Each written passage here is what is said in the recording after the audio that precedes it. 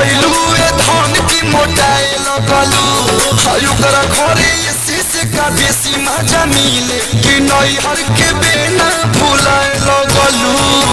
कुल कौन ज्यादा बदना बताए अरे दोना बताए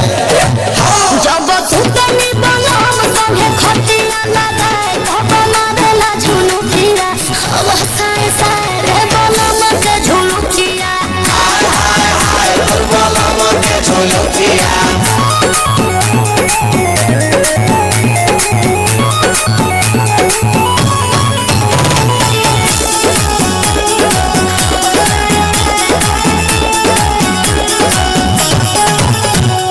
चल ढाल गइल बदल न केहू के भाव देबेलू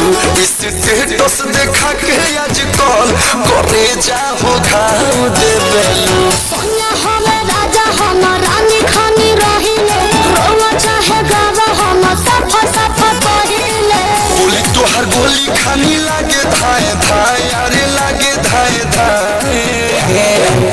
जब सुतनी बलम संगे खटिया लगाए भवना देला झुनुकिया हवा साए साए रे बलम के झुनुकिया हाय हाय हाय बलम के झुनुकिया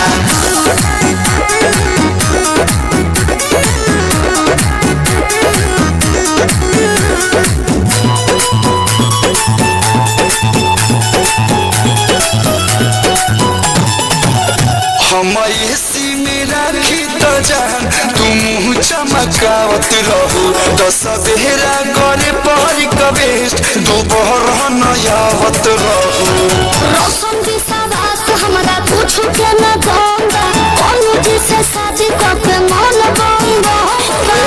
ये जौन बोला तारू बात न सहाय हर बात न सहाय जब सुतनी बलम संगे खटिया लगाए भवना देला झुनुकिया हवा साए साए रे बलम के झुनुकिया हाय हाय हाय बलम के झुनुकिया वाह वाह तो हालत में ताली बजा रहे।